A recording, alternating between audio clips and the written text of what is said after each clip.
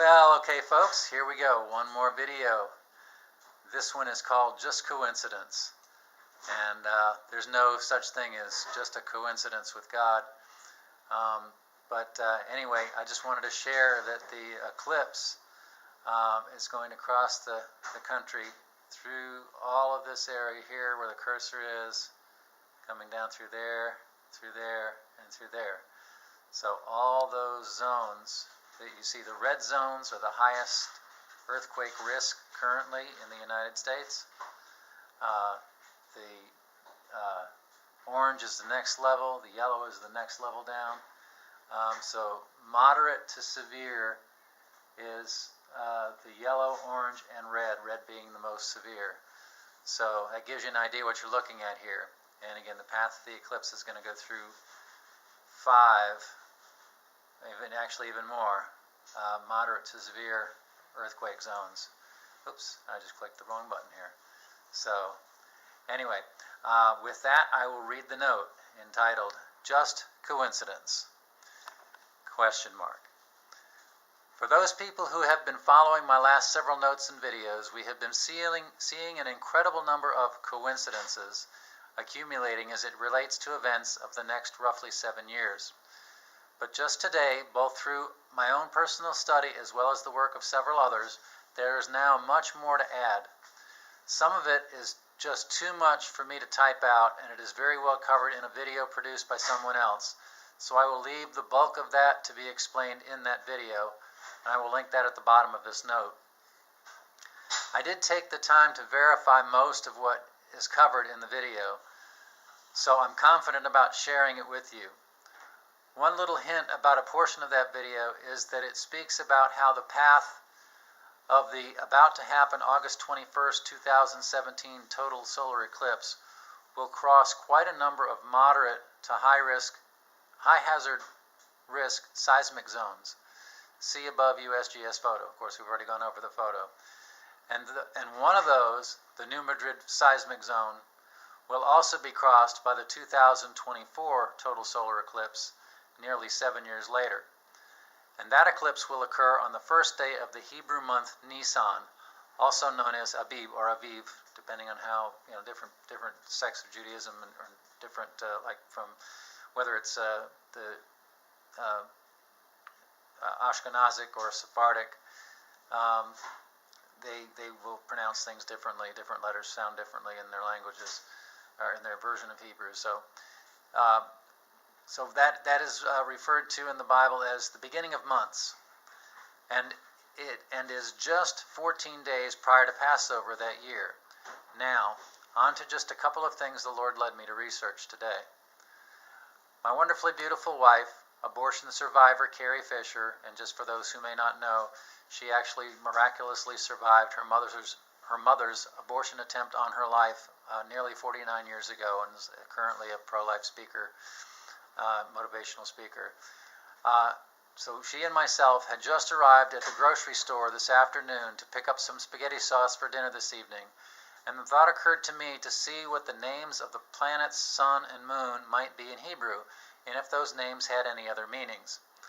I was most curious to learn about the planet Jupiter because it is one of the main players in the Revelation 12:1 and 2 sign, related to the constellations known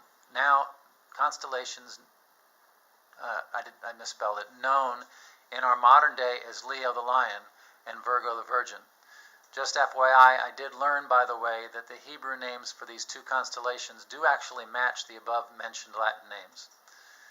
When I saw the Hebrew name for the planet Jupiter, Tzedek, I immediately knew I was onto something.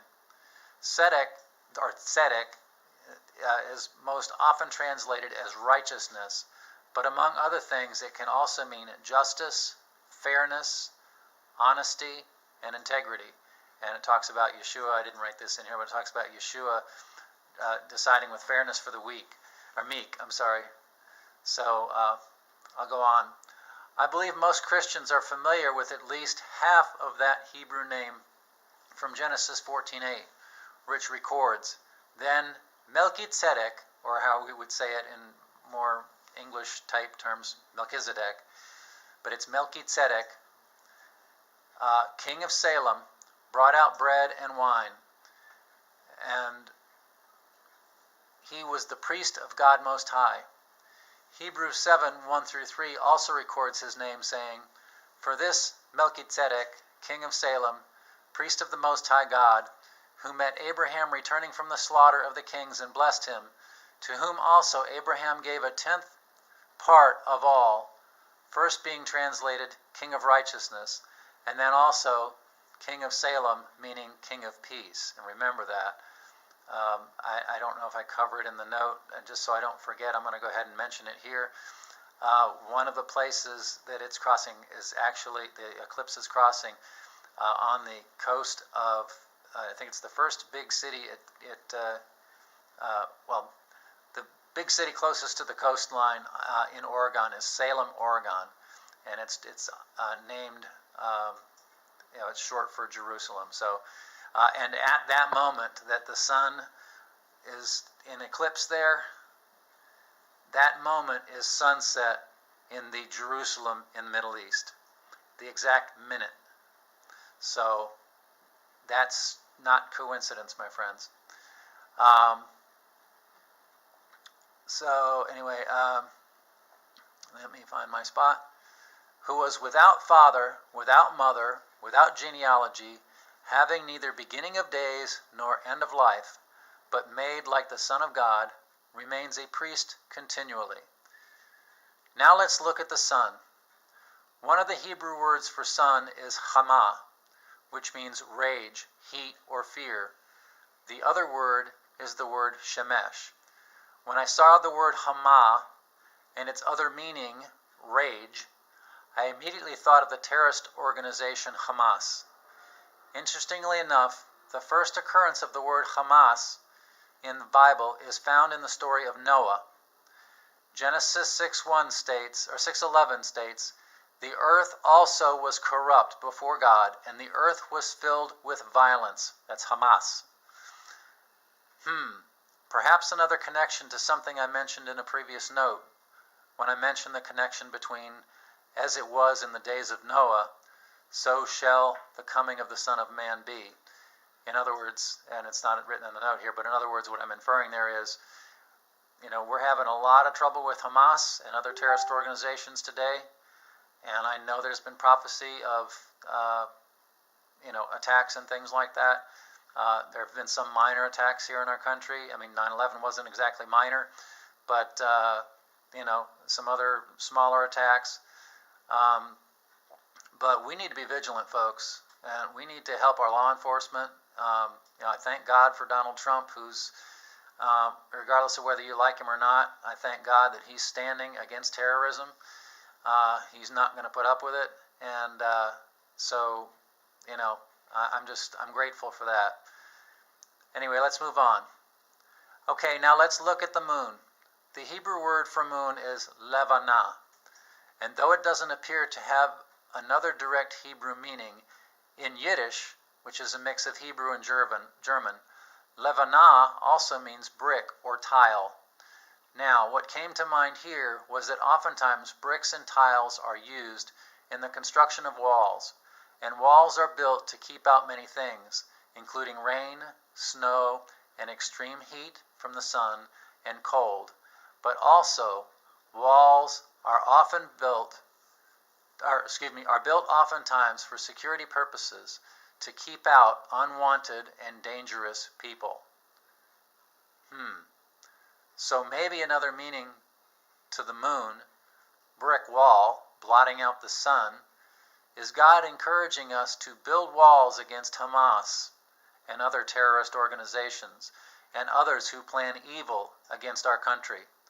President Trump, I believe you have the right idea. It's time to build the wall.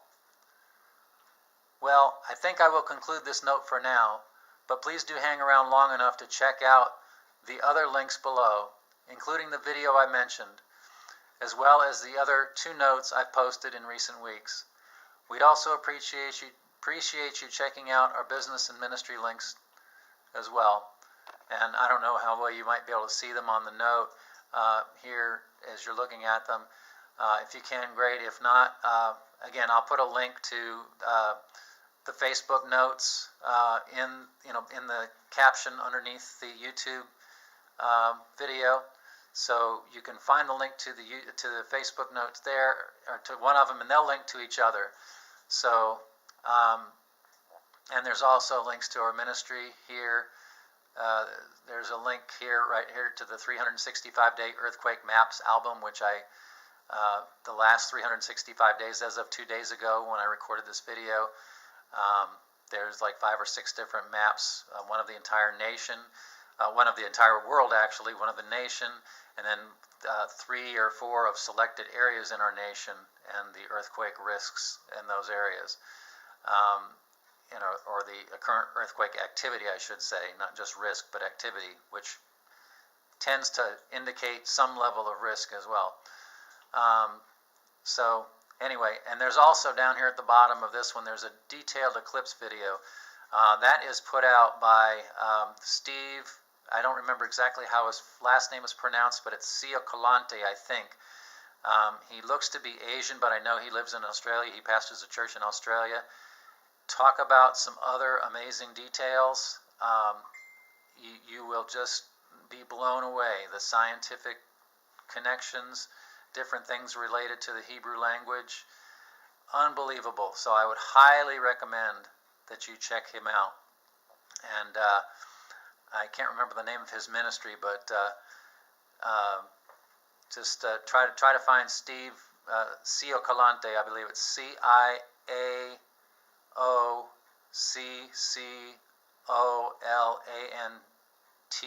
I believe. Just check him out. He's got quite a number of videos, but the one specifically that he talks about the solar eclipses, that one's phenomenal. They're all good, but that one is just absolutely phenomenal. So with that, I'll let you go. God bless. Love you. Take care. Be safe, and share this with others. I mean, this is the writing on the wall, folks. We need to get the word out.